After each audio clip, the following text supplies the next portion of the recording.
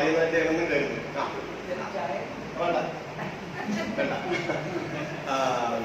അപ്പൊ ഞാനത് ഒന്നുകൂടി വിശദീകരിക്കാം. അപ്പൊ അത് ക്ലിയർ ആവും. അതൊക്കെ സിമ്പിൾ ആണ്. നമ്മൾ പറഞ്ഞ് കോംപ്ലിക്കേറ്റഡ് ആക്കണതേ ഉള്ളൂ. ജീവിതത്തിന്റെ എല്ലാ യാഥാർത്ഥ്യങ്ങളും യഥാർത്ഥത്തിൽ വളരെ ലളിതമാണ്. പിന്നെ നമ്മൾ പറഞ്ഞിട്ട് ഇതിനെ കുഴപ്പിച്ചിട്ടുണ്ടല്ലോ, മറ്റിട്ട് മനസ്സിലാക്കാണ്ട് ആക്കിയിട്ടുണ്ട്, അത്രേ ഉള്ളൂ. ഈ പറഞ്ഞത് എന്താ പറയുക, ഇപ്പൊ നോക്കൂ, ഞാനൊരു പ്രവൃത്തി ഇവിടെ ചെയ്യാൻ അല്ലെ, ഞാനൊരു പ്രവൃത്തി ചെയ്യാൻ, ഈ പ്രവൃത്തി എന്റെ സംസാരം ഇതൊരു പ്രവൃത്തിയാണ്, ഈ പ്രവൃത്തി എന്റെ ഇഷ്ടമാണ്. നിങ്ങൾ എന്നെ വിളിച്ചിട്ടാണ് ഞാൻ വന്നത് വെച്ചാലും ഇതെന്റെ ഇഷ്ടമാണ്, ഇതെന്റെ ഉത്തരവാദിത്തമാണ്. ഈ പറയുന്ന ആശയാവട്ടെ, പറയുന്ന വാക്കാവട്ടെ എന്റെ നിയന്ത്രണത്തിലാണ്, എനിക്കിഷ്ടമാണെന്ന് ഞാനത് പറയാൻ. ഇതിൽ നിങ്ങൾക്ക് പങ്കില്ല, ഒരാൾക്കും പങ്കില്ല, എനിക്ക് മാത്രമേ പങ്കുള്ളൂ. പക്ഷെ എന്റെ ഈ പ്രവൃത്തി നിങ്ങളിൽ നാളെ പ്രവർത്തിക്കുന്നതോ, ഇപ്പോ നാളെ നിങ്ങൾ തമ്മിൽ കണ്ടുമുട്ടുമ്പോ നിങ്ങൾ പറയാണ്, ഓ മലയാളം നിന്നൊക്കെ പറഞ്ഞിട്ട് ആ തകാതിനെ വിളിച്ചു വരുത്തി ഇങ്ങനെയോ ഒരു ഇടങ്ങേറ് വേണ്ടി കിടന്നില്ലാതായി എന്ന് പറയും. ഞാനിത് ആഗ്രഹിക്കുന്നില്ല, ഉണ്ടോ? ഞാനിത് ആഗ്രഹിക്കുന്നില്ല. പക്ഷെ ഞാൻ ആഗ്രഹിച്ചില്ല എന്നുള്ളത് വേറെ കാര്യമാണ്. എന്റെ പ്രവൃത്തി നിങ്ങളിൽ എങ്ങനെ പ്രവർത്തിച്ചു എന്നുള്ളതിന് അതെന്റെ നിയന്ത്രണത്തിലല്ല. ഞാൻ വിചാരിച്ച അതിന് പാടില്ല, അതെങ്ങനെയോ പ്രവർത്തിക്കും. ഈ ബോധ്യം നമുക്ക് എല്ലാവർക്കും വേണം. എന്ത് ചെയ്യുമ്പോഴും, എന്ത് പ്രവർത്തിക്കുമ്പോഴും. വീട്ടിലൊരു കാര്യം പറയുമ്പോണ്ടല്ലോ എനിക്ക് ചിന്തിക്കുന്നതറിയില്ല, പക്ഷെ ചിന്തിക്കേണ്ടതാണെന്ന് ഞാൻ പറയാം. നമ്മൾ ഇങ്ങോട്ട് പോകാനാ ഒരു വണ്ടി കയറുക. ചരിത്രത്തിന്റെ ഒരു പ്രത്യേകത എന്ന് വെച്ചാൽ ഈ വണ്ടി നമ്മളെ ഇവിടെ കൊണ്ടിറക്കുന്നത്, അവിടെ കൊണ്ടിട്ട് അന്തപ്പെട്ടൊരു കാര്യമില്ല കേട്ടോ. ഞാൻ നിങ്ങളല്ല കാര്യമില്ല. അതാണ് ചരിത്രത്തിന്റെ ഒരു പ്രത്യേകത. നമ്മുടെ ഈ ഇംഗ്ലീഷ് മീഡിയത്തിന്റെ വണ്ടിയിൽ എന്തിനാ കയറിയിട്ടുണ്ടാവുക? ഇംഗ്ലീഷ് പഠിക്കുക, നാളെ കളക്ടറാവുക, അല്ലെങ്കിൽ അമേരിക്ക പോവുക, അവിടെ ബൈഡന്റെ മന്ത്രിസഭയിൽ എന്തെങ്കിലും പണി കിട്ടുക, ഇതൊക്കെ വിചാരിച്ചിട്ട് അവിടെ ചേർത്തത് ഈ സാധു അല്ലെ. പക്ഷെ ആ വണ്ടി നിങ്ങൾ എവിടെ കൊണ്ട് ഇറക്കി? പഞ്ചായത്ത് ഓഫീസിലെ LD ക്ലർക്ക്. നോക്കൂ നിങ്ങൾ, ഞാൻ ഈ പറഞ്ഞതിൽ വ്യത്യാസം നോക്കൂ. നമ്മുടെ എല്ലാ വീടുകളിലെ ഈ മീഡിയക്കാർക്ക് എവിടെ ഒന്നും അറിയില്ല എന്ന് പറയല്ല. ആ പഠിച്ചവന് അവിടെ പോയി 6 മാസം വേറെ ഇംഗ്ലീഷ് പഠിക്കണം. ഇത് ഏത് ഇംഗ്ലീഷ് ചോദിക്കും അവിടുന്ന്? കാരണം അത് വേറെ, അത് വേറെ. അപ്പൊ അത് പഠിക്കും, ഇതാണ് പഠിക്കും. ഇത്രയേ ഉള്ളൂ. ഇതിന് വേണ്ടിയിട്ടാണ് നമ്മൾ എന്ത് ചെയ്യുന്നത്? നമ്മളെ ഉണ്ടാക്കിയ ഇരിക്കണ ഒരു കൊമ്പ് മുറിക്കണത്. ഇരിക്കണ കൊമ്പാ മുറിക്കണേ, ഇരിക്കണ കൊമ്പാ മുറിക്കുന്നത്. യഥാർത്ഥത്തിൽ നിങ്ങളൊരു കാര്യം മനസ്സിലാക്കേണ്ടത് എന്താണെന്ന് വെച്ചാൽ, ഇവിടെ ഇംഗ്ലീഷ് മീഡിയം ഇങ്ങനെ കൂലി പോലെ തെറ്റുവരികയത് നമുക്ക് ഈ തരം വ്യാമോഹങ്ങൾ ഉണ്ടായിട്ട് ജോലിയായിട്ടോ ഭാഷാ പഠനമായിട്ടോ ബന്ധപ്പെട്ട കാര്യമല്ല, ചരിത്രമായിട്ട് ബന്ധപ്പെട്ട ഒരു കാര്യമാണ്. അതെന്താന്ന് വെച്ചാൽ 200 കൊല്ലം ഇന്ത്യ ബ്രിട്ടീഷുകാർ ഭരിച്ചു എന്ന ഒറ്റ കാരണം കൊണ്ടാണ് saint Dominic school English medium ആയിരുന്നു. ദയവ് ഇത് മനസ്സിലാക്കണം. വേറൊരു കാര്യമില്ല കേട്ടോ, വേറൊരു കാര്യമില്ല. ഇവിടെ ഫ്രഞ്ചുകാരെ ഭരിച്ചിരുന്നെങ്കിൽ ഇത് ഏത് മീഡിയ ആവും? നമ്മൾ വിചാരിക്കുന്നത് ഫ്രഞ്ച് മീഡിയ ആവുമായിരുന്നു. ഞാനിത് പറയുമ്പോൾ നിങ്ങൾക്ക് വേണ്ടത്ര വിശ്വാസം വരികയുണ്ടാവില്ല. അങ്ങനെ വരുമോ? അങ്ങനെ വരുമോ? ഇപ്പൊ മയ്യഴി കേട്ടിട്ടുണ്ടല്ലോ, മയ്യഴി മാഹി. ഇവിടെ M. മുകുന്ദൻ വലിയ സാഹിത്യകാരനാ, പുള്ളി മയ്യഴിക്കാരനാ. മൂപ്പർക്ക് ഫ്രഞ്ച് അറിയാം. എങ്ങനെ ഫ്രഞ്ച് അറിയാം? മയ്യഴി എന്ന് പറയുന്നത് ഫ്രാൻസിന്റെ കോളനി ആയിരുന്നു, ഫ്രാൻസിന്റെ അധീനതയിലുണ്ടായിരുന്നു. അതുകൊണ്ടോ മയ്യഴിയിലുള്ള ഒരു ഫ്രഞ്ച് പഠിച്ചു. നിങ്ങൾ ലോകത്താകെ നോക്കൂ, ലോകത്താകെ നോക്കൂ. ഇപ്പോ ഞാന് എല്ലാ ഉദാഹരണവും പറയാം, എല്ലാം പറയുന്നില്ല, എനിക്ക് സമയമില്ല. ഇപ്പൊ അർജന്റീന ലാറ്റിൻ അമേരിക്കയിലെ ഒരു വലിയ രാജ്യമാണ്. നമ്മുടെ മെസ്സി ഒക്കെയുള്ള മെസ്സിക്ക് സ്പാനിഷ് അറിയാം. എന്താ കാര്യം? അർജന്റീന സ്പെയിനിന്റെ കോളനി ആയിരുന്നു. അപ്പോഴോ അർജന്റീനയിൽ സ്പാനിഷ് വന്നു. ബ്രസീല് നമ്മുടെ, ഞാന് ഫുട്ബോളൊക്കെ ശ്രദ്ധിക്കണമെന്ന് പറയാം, നമ്മുടെ നെയ്മറും പെലയും ഒക്കെ അവർക്ക് പോർച്ചുഗീസ് അറിയാം. അവര് പോർച്ചുഗലിലല്ല, ബ്രസീല് പോർച്ചുഗലിന്റെ കോളനിയാണ്. അപ്പോഴോ അപ്പൊ അവിടെ പോർച്ചുഗീസ് വന്നു. ഇംഗ്ലീഷുകാർ മാത്രമല്ല അങ്ങോട്ട് വന്നതേ, ഇംഗ്ലീഷും കൂടിയാ വന്നതേ. അങ്ങനെയാണ്. ഇംഗ്ലീഷുകാർ പോയി, ഇംഗ്ലീഷ് പോയില്ല. ഞാൻ ഇംഗ്ലീഷ് പോയില്ല പറഞ്ഞ വീണ്ടും പറയാട്ടോ, ഇംഗ്ലീഷിനോട് ഇത് പറയുന്നത് എന്തിനാണ്? ഇംഗ്ലീഷ് പോവാനല്ല, പിന്നെ എന്തിനാണ്? ഇംഗ്ലീഷിനെ ജനാധിപത്യവൽക്കരിക്കാനാണ്. ഇപ്പൊ ഇംഗ്ലീഷ് ആധിപത്യത്തിന്റെ ഒരു ഭാഷയായിട്ട് നിൽക്കുക അല്ലെ. ഇംഗ്ലീഷ് അറിയണം നമ്മുടെ നാട്ടിലാരാ? അത് യോഗ്യനാണെന്ന് അറിയാം അല്ലെ. പക്ഷെ തമിഴ് അറിയണമെന്നാണ് വിലയില്ല. ആലോചിച്ചു നോക്കൂ, ഇത് എവിടുന്ന് വന്നു? ഈ ബോധം എവിടുന്ന് വന്നു? അപ്പൊ ഇംഗ്ലീഷ് ആധിപത്യത്തിന്റെ ഭാഷയാണ്. ലോകത്തിലെ എല്ലാ ഭാഷകളും അങ്ങനെ തന്നെയാണ്. ഭാഷയും അധികാരവും തമ്മിൽ ബന്ധമുണ്ട്. നന്നായിട്ട് നമ്മൾ മനസ്സിലാക്കി പോകണം. ഇംഗ്ലണ്ടിന്റെ ഒരു കാര്യം എടുക്കാം. ഇംഗ്ലീഷ് അവിടെ ഇതിനൊക്കെ അവർക്ക് നല്ല ബോധ്യമുണ്ട്. നമ്മളിത് മനസ്സിലാക്കാനില്ല.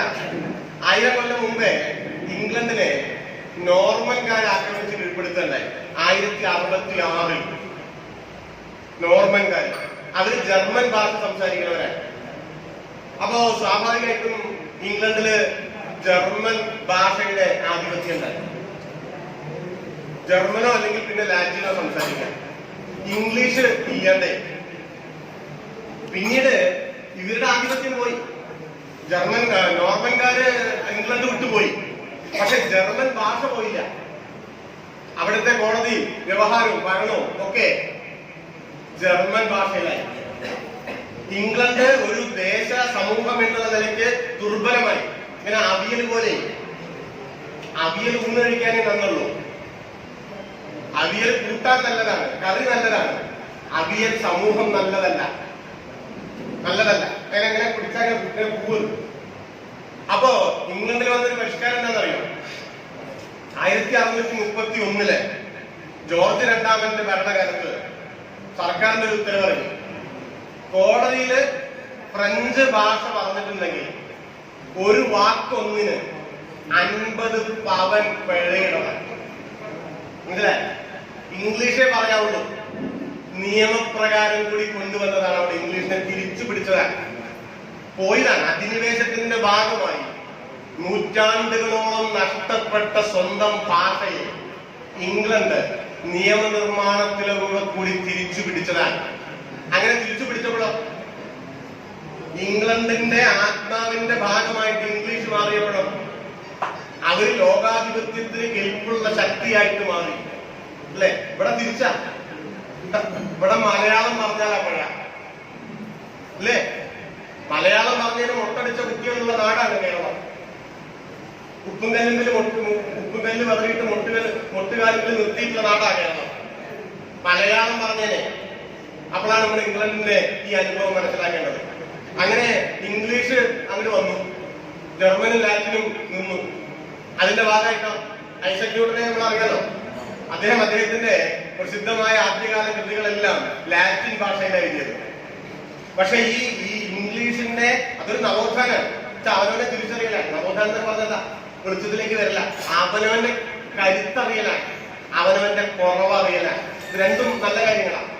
ഞാൻ എന്റെ കുറവ് തിരിച്ചറിയണത് ഒരു കുറഞ്ഞ കാര്യമല്ല, നല്ല കാര്യമാണ്. അതറിയണമെങ്കിൽ നമ്മൾ ഈ വേരിലേക്ക് പോകേണ്ടതുണ്ട്. വേര് ഒന്ന് ഭാഷയാണ്. ഞാൻ പറഞ്ഞത് നമ്മൾ അതിലേക്കും കൂടി ജനിക്കുക. അപ്പോ ന്യൂട്ടൻ പ്രകാശശാസ്ത്രത്തെ പറ്റിയിട്ടുള്ള അദ്ദേഹത്തിന്റെ പ്രസിദ്ധമായിട്ടുള്ള പുസ്തകം ഇംഗ്ലീഷിലായിരുന്നു. അതിനു മുമ്പ് ലാറ്റിനിലായിരുന്നത്. അതിങ്ങനെ മാറുക, ഒരു നാട് മാറുക. നിങ്ങൾ നോക്കിക്കോളൂ, ലോകത്തിലെ എല്ലാ വികസിത സമൂഹങ്ങളും വികസിച്ചിട്ടുള്ളത് മാതൃഭാഷയിലൂടെയാണ്. ഈ വാചകം മറന്നത്. എല്ലാ സമൂഹങ്ങളും നോക്കിക്കോളൂ. ഇംഗ്ലണ്ട് എങ്ങനെ വികസിച്ചു? ജർമ്മനും ലാറ്റിനും ഇംഗ്ലീഷും കൂടിയും അവിയലായി കടന്നിരുന്ന ഒരു നാടായിരുന്നെങ്കിൽ എനിക്ക് ഉറപ്പുണ്ട് ഇംഗ്ലീഷ് അറിയിച്ചാൽ ഇന്ത്യ കയറി പിടിക്കുന്ന ഞാൻ വിചാരിക്കുന്നില്ല. ആദിക്കുവരുന്നില്ല. ഇംഗ്ലണ്ട് വികസിച്ചത് ഇംഗ്ലീഷ് കൂടെയാണ്. അമേരിക്ക വികസിച്ചത് ഇംഗ്ലീഷ് കൂടെയാണ്. ജർമ്മനി വികസിച്ചത് ജർമ്മൻ ഭാഷ കൂടെയാണ്. ഫ്രാൻസ് വികസിച്ചത് ഫ്രഞ്ചിലൂടെയാണ്. ചൈന വികസിച്ചുകൊണ്ടിരിക്കുന്നത് ചൈനീസ് ഭാഷയിലാണ്. ജപ്പാൻ വികസിച്ചത് ജാപ്പനീസിലാണ്. നമ്മൾ ജപ്പാൻ ഗെയിമാണ് അവിടെ 8 നിലകളുള്ള പാലുണ്ടെന്ന് പറഞ്ഞിട്ട് കാര്യമില്ല. ഇവിടെ നല്ലൊരു തെങ്ങ് കയറ്റ യന്ത്രം കണ്ടുപിടിക്കാൻ നമുക്ക് സാധിച്ചിട്ടില്ല. ഓക്കെ, പേരന്തിങ്ങും കേരള നാടാണ്. നല്ലൊരു തെങ്ങ് കയറ്റ യന്ത്രം കണ്ടുപിടിക്കാൻ നമുക്ക് സാധിച്ചിട്ടില്ല. എന്തോ കാർഷിക സർവകലാശാല എന്തൊക്കെയൊന്നും ഉണ്ടാക്കിയിട്ടുള്ളൂ. അതിനേക്കാൾ മികച്ചത് ഉണ്ടാക്കാൻ നമുക്ക് പറ്റിയിട്ടില്ല. കേരളത്തിലെ ഈ സമ്പന്നമായിട്ടുള്ള കാലാവസ്ഥ സംവിധാനങ്ങളെ ഉപയോഗപ്പെടുത്താൻ നമുക്ക് പറ്റിയിട്ടില്ല. എന്താ പറ്റാത്തത്? 6 മാസം ഉപ്പമാരുടെ കാര്യം പറയാൻ പറ്റില്ല, അല്ലേ? ഉപ്പമാരുടെ കാര്യം പറയാൻ പറ്റില്ല. ഞാനൊരു 3 കൊല്ലം അപ്പുറത്തെ കാര്യം പറഞ്ഞത് ഇപ്പോഴേ പറയാൻ പറ്റില്ലല്ലോ. എത്ര നദികളുണ്ട്? 42. 1042 നദിയുണ്ട്.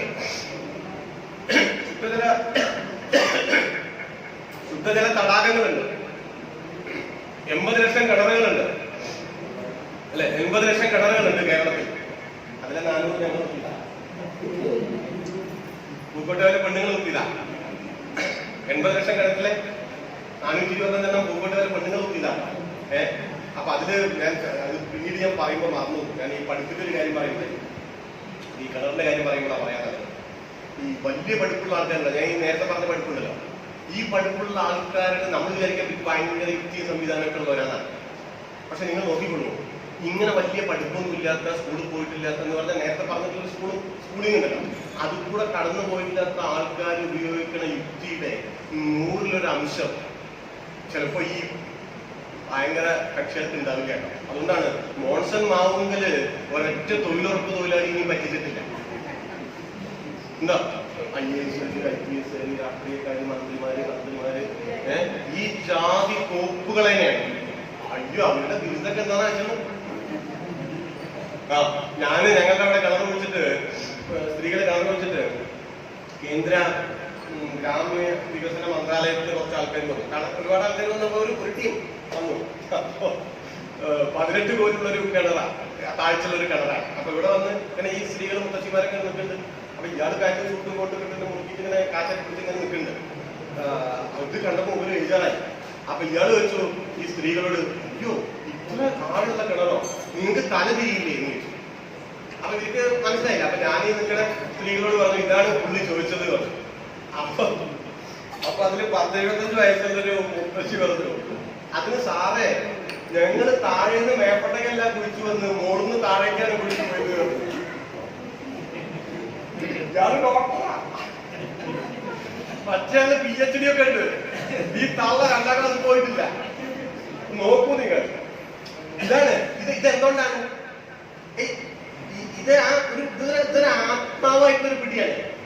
ഇതാ ജീവന്റെ വേരുണ്ടല്ലോ, ആ ജീവന്റെ വേരായിട്ടുള്ളൊരു പിടിയാണ്. നമ്മുടെ പഠിപ്പ് ഈ വേരാ പലപ്പോഴും മുറിക്കുക, ഈ വേരാ പലപ്പോഴും മുറിക്കുക. ഞാന് പിന്നെ ഇതേപോലെ ഞാൻ ഇതൊക്കെ പറയുമ്പോൾ ഒത്തിരി വാദം കേട്ടോ. ഞാനൊരു 4 കൊല്ലം മുമ്പ് ഞാനും എന്റെ മകളും എന്നൊന്നും 4ല്ല കാലിക്കുടി സ്കൂൾ വരെ പോയിട്ടുള്ളൂ. അതിന് വലിയ പോയിട്ടില്ല. ധാരാളത്തെ എന്തൊക്കെയോ പഠിച്ചു തിരിക്കുക, എന്തൊക്കെയോ പുസ്തകം വായിച്ചു. ഇതൊക്കെ എന്റെ നാട്ടിലാണ് ഞാനിരിക്കുന്നത്. ഞാനും ഇവിടെ കൂടി ഓട്ടോറിക്ഷയ്ക്ക് പോവാ, പട്ടാമ്പിക്ക് പോവാ. അപ്പൊ അവിടെ ആ കൊപ്പത്തെ എത്തിയപ്പോ അങ്ങനെ കണ്ടിട്ടുണ്ടാവും, ഒരുപോലെ 2-3 വീടുണ്ട്, വലിയ വീടുള്ള ഒരുപോലുള്ള വീടാ. ഒരു കൗതുകം തോന്നും. അപ്പൊ ഇവള് പറഞ്ഞു, അച്ഛ ഒരേപോലുള്ള 2-3 വീടുകൾ പറഞ്ഞു. അപ്പൊ ഞാൻ പെട്ടെന്ന് എന്ത് പറഞ്ഞു, അത് ഏതെങ്കിലും ഏട്ടാനിയന്മാരുടെ വീടാവും പറഞ്ഞു. ഏട്ടാനിയന്മാരുടെ വീടാവും പറഞ്ഞു. ഉടനെ എന്റെ മകള് പറഞ്ഞു, അതെന്താ ചേച്ചിടി അനിയത്തിരി വീടായിക്കൂടെ. എന്റെ മണ്ടയ്ക്കൊരു അടി കിട്ടിയെന്ന് എനിക്ക് തോന്നിയില്ല. കാരണം ഞാൻ ഈ ജെൻഡർ ഈക്വാളിറ്റിയെ പറ്റി പ്രസംഗിച്ച പ്രസംഗങ്ങൾക്ക് യാതൊരു കണക്കില്ല. സ്ത്രീ പുരുഷൻ തുല്യാണ്, അതാണ് ഇതാണ്, വാങ്ങാൻ തുല്യാണെന്നൊക്കെ പറഞ്ഞിട്ട് ഈ കേരളം മുഴുവൻ നടന്ന് പ്രസംഗിച്ചിട്ടുണ്ട്.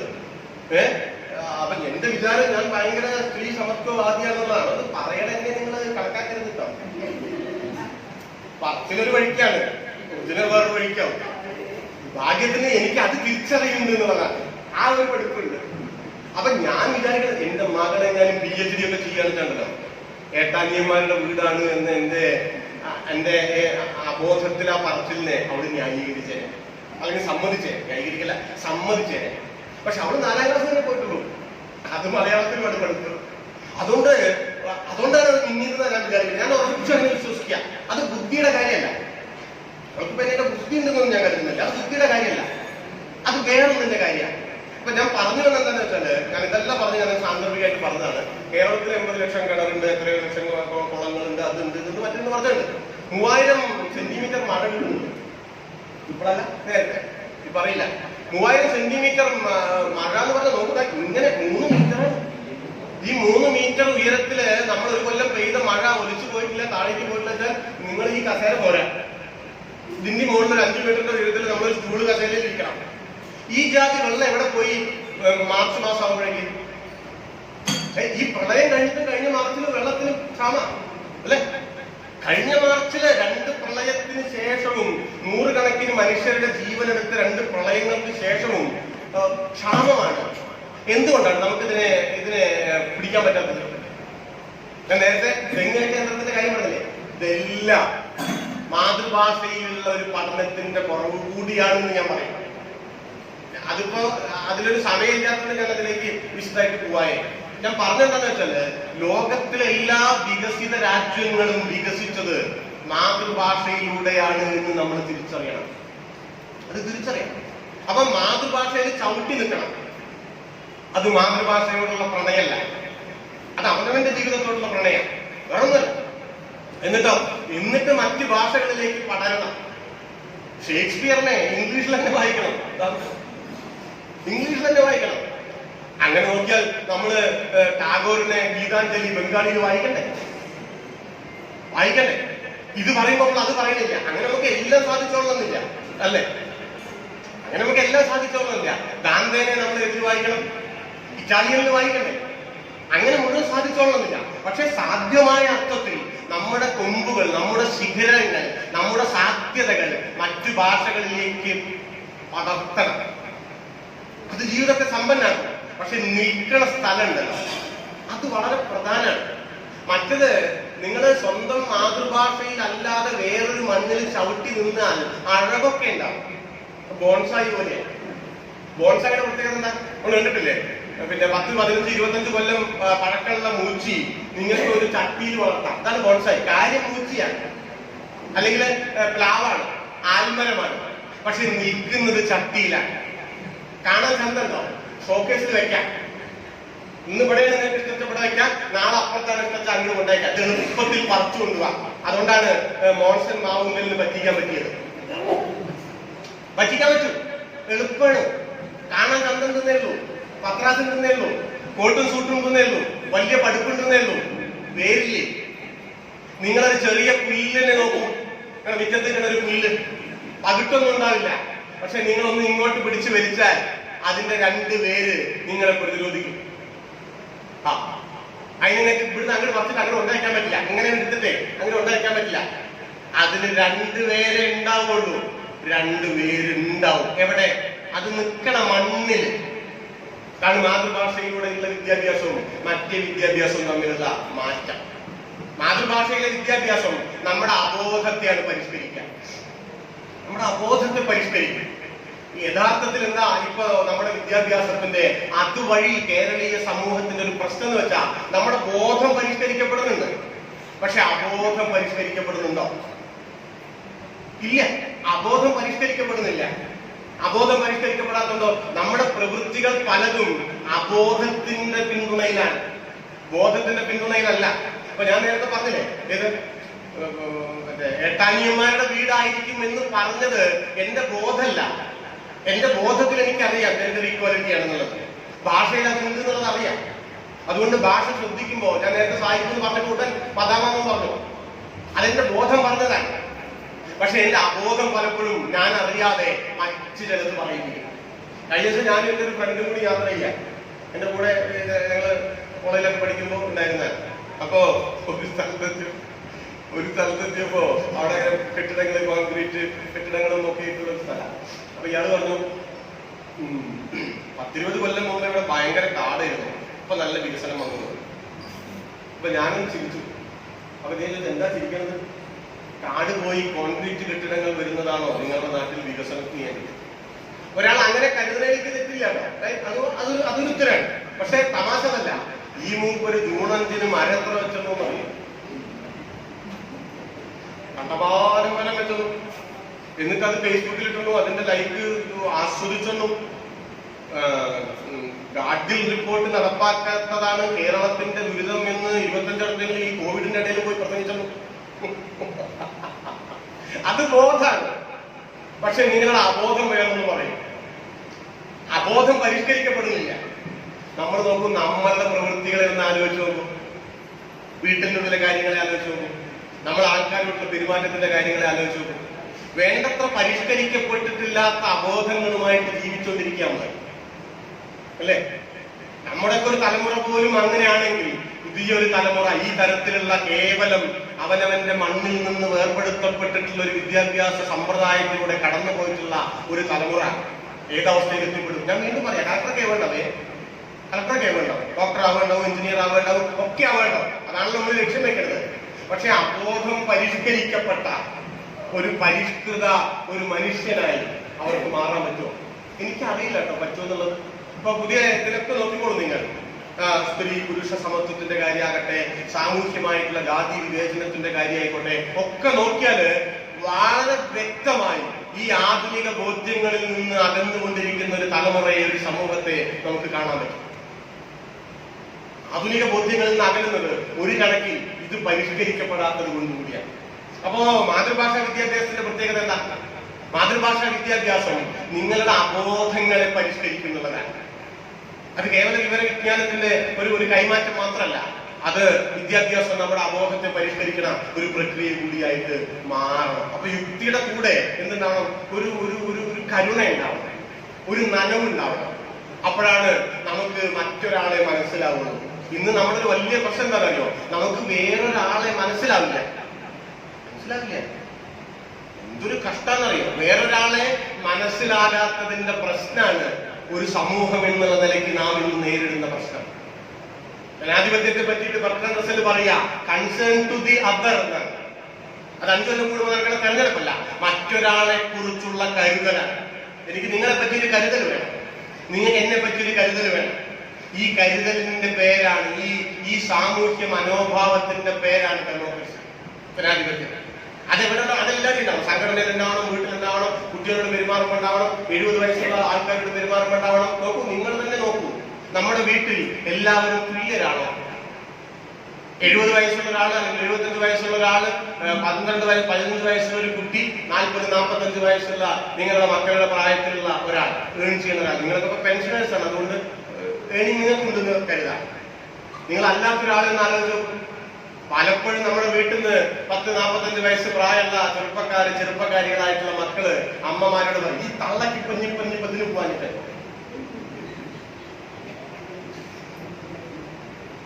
നിങ്ങളോട് പറയുന്നോ എനിക്ക് അറിയില്ല, പറയുന്നില്ല എന്ന് മോഹിക്കാനാണ് എനിക്കിഷ്ടം. പക്ഷെ ദൗർഭാഗ്യത്തിന് ഞാൻ ഈ നാട്ടിലാണ് ജീവിക്കുന്നത് എന്നുള്ളത് എന്റെ മോഹം ശരിയില്ല എനിക്കറിയില്ല. അതുകൊണ്ട് നിങ്ങളോട് പറയും 80 വയസ്സായിട്ടുള്ള ഈ അമ്മ, ഈ അച്ഛൻ ഇനിയിപ്പോ എന്തിനാണ് ഈ കോവിഡിന്റെ സമയത്ത് തിരുവാരിയോട് പോയിട്ട് കോവിഡ് ആയിട്ട് തിരിച്ചു വരുന്നത് എന്ന് ആ മട്ടിലൊക്കെ പറയാ. ഒതുങ്ങിയിരുന്നൂടെ? ഒരു കൂട്ടം പ്രായമായി ഒതുങ്ങിയിരുന്നൂടെ എന്നാ ചോദിക്ക. മക്കളാണ് നിങ്ങളെ അത് സത്യ. നിങ്ങളെ മനസ്സിലായിട്ടില്ല. മക്കൾക്ക് നിങ്ങളെ മനസ്സിലായിട്ടില്ല. മക്കൾക്ക് നിങ്ങളെ മനസ്സിലാകാത്തത് മക്കളുടെ കുറ്റാണെന്ന് ദയവ് ചെയ്ത് കരുതരുതേ. അതൊരു സമൂഹത്തിന്റെ കുറവായി കണ്ടാൽ മതി. അതൊരു സമൂഹത്തിന്റെ കുറവാണ്. സ്വന്തം അച്ഛനെയും അമ്മയെയും 80ാമത്തെ വയസ്സിലെത്തിയിട്ടുള്ള അവരെ മനസ്സിലാക്കാനുള്ള വിദ്യാഭ്യാസം നൽകാൻ, പഠിപ്പ് നൽകാൻ, അവബോധം നൽകാൻ ഈ നാടിന് സാധിച്ചില്ല എന്ന് മനസ്സിലാക്കണം. ഈ നാട് തോറ്റുപോയി ആ കാര്യത്തിൽ. നാടുകളുടെ മക്കളെ എഞ്ചിനീയർ ആക്കിയിട്ടുണ്ട്, വലിയ വീടൊക്കെ ഉണ്ട്, കാറൊക്കെ ഉണ്ട്, എന്തൊക്കെയുണ്ട്. പക്ഷേ സ്വന്തം അച്ഛനെ മനസ്സിലാക്കാൻ പറ്റിയില്ല, സ്വന്തം അമ്മേനെ മനസ്സിലാക്കാൻ പറ്റിയില്ല. അബോധം പരിഷ്കരിക്കപ്പെട്ടില്ല. അച്ഛനെ അമ്മേനെയും മനസ്സിലായിട്ടില്ല, അടുത്തുള്ള ആളെ മനസ്സിലാവുക. നോക്കട്ടെ, നിങ്ങളൊരു ജാതിയാണെന്ന് കരുതുമ്പോൾ വേറെ ജാതിക്കാരനെ മനസ്സിലാവുക. നിങ്ങളൊരു മതമാണെന്ന് കരുതുമ്പോൾ വേറെ മതക്കാരനെ മനസ്സിലാവുക. നിങ്ങളൊരു പാർട്ടിയാണെന്ന് പറയുമ്പോൾ വേറൊരു പാർട്ടിക്കാരനെ മനസ്സിലാവുക. നിങ്ങൾക്കൊരു അഭിപ്രായം ഉണ്ടെന്ന് കരുതുമ്പോൾ വേറൊരു അഭിപ്രായം വരെ മനസ്സിലാവുക. ആണുങ്ങൾ പെണ്ണിനെ മനസ്സിലാവുക. ഏതെങ്കിലും ആണുങ്ങൾ പെണ്ണിനെ മനസ്സിലാക്കിയത് അവർക്ക് സങ്കടത്തിൽ പറയട്ടെ, ഇല്ല നോക്കല, ഉണ്ട് എന്ന് നടിക്കുക. അതുകൊണ്ട് സന്തോഷമുള്ള വീടുകളൊന്ന് കാണിച്ചു തരും. ഞാൻ കടന്ന് പറയാന്ന് കരുതരുത് കേട്ടോ. നിന്റെ വീട്ടിലുണ്ട് എന്നൊക്കെയുള്ള മട്ടിൽ ഇരിക്കുന്നുണ്ട് ചിലര്. ഉണ്ടെങ്കിൽ നല്ലതാണ്. ഞാനിപ്പോ ഇല്ലാന്ന് തെളിയിക്കാൻ വരുന്നില്ല, നിന്റെ പണി അതല്ലല്ലോ. ഞാൻ ഇല്ലാന്ന് തെളിയിക്കാൻ വരുന്നില്ല. എന്താവട്ടെ, എല്ലാ വീടും അങ്ങനെ ആവട്ടെ. ദൗർഭാഗ്യത്തിന് കുറവാ. ഞാൻ അറിയുന്നുണ്ടല്ലേ, ഒരു സന്തോഷവും ഇല്ല. ഞാൻ സീരിയസ് ആയിട്ട് പറയാം, പണവും പത്രാസും ഒക്കെ ഉണ്ടാവും. ഹാപ്പിനെസ് എവിടെയാണ് ചോദിക്കണം, എവിടെയാണ്? എന്നിട്ട് നമ്മളിത് തെരഞ്ഞു പോവുക. എന്നിട്ട് ഓരോ കോഴ്സാണ് അങ്ങനെ പിടിക്കാൻ വലിക്കാതെ ഓരോ കോഴ്സാ. 50 രൂപ 100 രൂപ. നിങ്ങൾക്കത് കിട്ടില്ല കേട്ടോ. ഈ ജാതി ഉണ്ടായിട്ടൊന്നും ഈ സന്തോഷം കിട്ടാൻ പോകുന്നില്ല, മനസ്സിലാക്കിക്കോളൂ. ഈ താഴെ പിഴച്ചാണല്ലോ, പിന്നെ അതൊക്കെ വെറുതെ ഇരിക്കാം. വെറുതെ ഇരിക്കാം. നമ്മുടെ അടിസ്ഥാന പ്രശ്നം എന്താ വെച്ചാ, ഇക്ക് നിങ്ങളെ മനസ്സിലാക്കിയ, നിങ്ങൾ ഇന്നെ മനസ്സിലാക്കിയ നമ്മൾ രണ്ടുപേരും സന്തുഷ്ടരായി എന്നർത്ഥം. എനിക്ക് കുറവൊക്കെ ഉണ്ടാവും, ധാരാളം ചിലപ്പോൾ അതാ ഉണ്ടാവുക. നിങ്ങൾ എന്നെ മനസ്സിലാക്കിയാൽ മതി, ഞങ്ങളെ മനസ്സിലാക്കിയാൽ മതി. നിങ്ങൾക്കും ഉണ്ടാവും കുറവ്. അച്ഛൻ അമ്മയെ മനസ്സിലാക്കുക, അമ്മ അച്ഛനെ മനസ്സിലാക്കുക, കുട്ടികളും അങ്ങോട്ടും ഇങ്ങോട്ടും പിന്നെ മനസ്സിലാക്കുക. ആ വീടുണ്ടല്ലോ, നിങ്ങൾ മരിച്ചാൽ പിന്നെ ഒരു സ്വർഗത്തിൽ പോണ്ട, ജീവിക്കുമ്പോൾ അതേ ഇരിക്കാം സ്വർഗം. അതുണ്ടാവണില്ല എന്നുള്ള പ്രശ്നം. അതുണ്ടാവണില്ല. കാരണം നമുക്ക് നമ്മുടെ അബോധം പരിഷ്കരിക്കപ്പെടുന്നില്ല. നമുക്ക് വേറൊരാളെ പിടികിട്ടുന്നില്ല. നിങ്ങൾ നോക്കിക്കോളൂ, മറ്റൊരാളെ പിടികിട്ടാത്തവരായി, അതുകൊണ്ട് തന്നെ അവരെ മാനിക്കാത്തവരായി, അവരെ കണക്കാക്കാത്തവരായി നമ്മളിങ്ങനെ ഒറ്റയ്ക്കൊറ്റയ്ക്ക് ഒരു സ്വന്തം ലോകത്ത് ഇങ്ങനെ ജീവിച്ചുകൊണ്ടിരിക്കുക. ഞാനൊരു അഭിപ്രായം പറഞ്ഞു, അതിനെതിരായിട്ടുള്ള അഭിപ്രായം കേട്ടിട്ടുണ്ടെങ്കിൽ നല്ലതല്ലേ എന്ന്. നല്ലതല്ലേ, ഞാനതിനെതിരെ ചോദിക്കണത്. ഞാനിപ്പോ ഈ പറഞ്ഞതൊക്കെ വിട്ടിത്താന്ന് നിങ്ങൾക്ക് തോന്നിയാ എനിക്ക് സന്തോഷമായിട്ടാണ് നമ്മൾ പിരിക്കുക. എന്താ സംശയം? അതിലൊക്കെ അർത്ഥമല്ലോ. നിങ്ങൾ പറയുന്നതിൽ ഞാനും അംഗീകരിക്കുന്നില്ല എന്നുള്ളതേ ഉള്ളൂ. അങ്ങനെ നമുക്ക് ഈ നാട്ടിൽ നന്നായിട്ട് ജീവിച്ചു പോവാം. ഒരു കുഴപ്പമൊന്നുമില്ല, ഒരു കച്ചവടി അതിന്റെ ആവശ്യമില്ല. പക്ഷെ ഈ മട്ടിൽ ചിന്തിക്കാൻ കഴിയാത്തവരായി യഥാർത്ഥത്തില് പലപ്പോഴും, ഞാനത് ആകെ അങ്ങനെയെന്ന് പറയല്ല കേട്ടോ, ഇതുണ്ടാവില്ല, അതങ്ങനെയല്ല. പക്ഷെ അത് കൂടി വരിക എന്നുള്ളതാണ്. അതാ പ്രശ്നം. ആ പ്രവണത കൂടി വരുന്നു. ആ പ്രവണതകളെ മാറ്റാനുള്ള മരുന്ന് എവിടെയാ കിടക്കുന്നത്? ഇതാ ചോദ്യം. ഇതിനൊക്കെ ഒരു പരിഹാരമാണല്ലോ. നമ്മളിങ്ങനെ സായികുമാർ പറഞ്ഞില്ലേ, സായികുമാറല്ല, പിന്നെ ആരാ ഒരു നടല്ലേ, അയാൾ പറഞ്ഞ പോലെ പിന്നെ ഇതിനൊക്കെ പറ്റി വലിയ അതുകൊണ്ടാണ് ഇവരായിട്ട് കാര്യമില്ലല്ലോ. ഇതിനൊരു മരുന്ന് നിർദ്ദേശിക്കണ്ടേ? ഞാൻ ഒരു മരുന്ന് നിർദ്ദേശിക്കാം, മാതൃഭാഷയാണ്. അതിനെ നമ്മുടെ ആത്മാവിലേക്ക്, നമ്മുടെ ജീവനിലേക്ക്, നമ്മുടെ ജീവിതത്തിലേക്ക്, നമ്മുടെ സ്വപ്നങ്ങളിലേക്ക് ഇങ്ങനെ കൊണ്ടുവരണം. കാരണം എന്താണെന്നറിയോ? നിങ്ങൾ 10 ഭാഷയിൽ പാണ്ഡിത്യമുള്ളവരാണെങ്കിലും സ്വപ്നം കാണാൻ മാതൃഭാഷയിലാണ്, അല്ലെ? അതുകൊണ്ടാണ് മാധവിക്കുട്ടി പറഞ്ഞത്, എനിക്ക് 3 ഭാഷ അറിയാം. 2 ഭാഷയില് എന്താ പറയാ, 3 അല്ലെ? 2 ഭാഷയില് എഴുതും, 2 ഭാഷയിൽ സംസാരിക്കും, 1 ഭാഷയിൽ സ്വപ്നം കാണുന്നു പറയും. 2 ഭാഷ സംസാരിക്കും. അങ്ങനെയാണ് 2 ഭാഷ സംസാരിക്കും എന്നുവെച്ചാൽ ഹിന്ദിയും ഇംഗ്ലീഷും സംസാരിക്കും. 2 ഭാഷയിൽ എഴുതും, അല്ല 3 ഭാഷ സംസാരിക്കും, മലയാളം സംസാരിക്കും, 2 ഭാഷയിൽ എഴുതും, 1 ഭാഷയിൽ സ്വപ്നം കാണും. പോയിന്റ് അവിടെ കിടക്കുന്നത്, അവസാനത്തില്ല. ആദ്യത്തെ 2 എന്തായാലും കുഴപ്പമില്ല, എനിക്ക് ഓർമ്മയില്ല, നിങ്ങളുടെ വാചകം ഓർമ്മയില്ല. സ്വപ്നം കാണുന്നത് മലയാളത്തിലാണ്. മാതൃഭാഷയിലെ സ്വപ്നം കാണാൻ പറ്റും. ആ സ്വപ്നം കാണുന്ന ഭാഷയിലാണ് പഠിക്കേണ്ടത്. മീഡിയം അതാണ്. അത്രയും ഭാഷ വേണ്ടതല്ല. നിങ്ങൾ സ്വപ്നം കാണുന്ന ഭാഷയിൽ നിങ്ങളുടെ വിദ്യാഭ്യാസം നടത്തുക എന്നുള്ളത് ആധുനിക സമൂഹം സ്വീകരിച്ചു പോരുന്ന ഏറ്റവും പ്രാഥമികമായ, സമൂഹത്തെ സംബന്ധിച്ച, വിദ്യാഭ്യാസത്തെ സംബന്ധിച്ച ഒരു കാര്യമാണ്. ആ കാര്യം തെറ്റുമെന്നുള്ളതാണ് നമ്മുടെ നാട് ഇന്ന് എത്തിയിട്ടുള്ള വലിയ പ്രശ്നങ്ങളുടെ ഒരു കാരണം. ഒരു കാരണം അതാണെന്ന് ഞാൻ പറയല്ല, ഒരു കാരണം അതാണ്. അതിൽ നിന്ന് ഒരു കറക്ഷൻ ഉണ്ടാക്കാൻ നമുക്ക് കഴിയേണ്ടതാണ്. അതിനൊക്കെയാണ് യഥാർത്ഥത്തിൽ നമ്മൾ ഈ മാതൃഭാഷാ ദിനാചരണങ്ങൾ, കേരളപ്പിറവി ദിനാചരണങ്ങൾക്കൊക്കെ ഉപയോഗിക്കേണ്ടത് എന്നാണ് എനിക്ക് നിങ്ങളോട് അഭ്യർത്ഥിക്കാനുള്ളത്. ഞാൻ ഈ പറഞ്ഞു വന്നപ്പോൾ കുറച്ചധികം പറഞ്ഞുപോയി. ഞാനിപ്പോ സമയം പറയാൻ ഉദ്ദേശിച്ചതല്ല. ഏതായാലും നിങ്ങള് ക്ഷമിക്കല്ലാണ്ട്. ഏതായാലും എന്നെ ഇവിടെ വിളിച്ചതിന് നിങ്ങളുടെ ഭാരവാഹികളോട് പ്രത്യേകമായ സ്നേഹം അറിയിച്ചുകൊണ്ട് ഈ ദിനാചരണം ഉദ്ഘാടനം ചെയ്തതായി അറിയിച്ചു.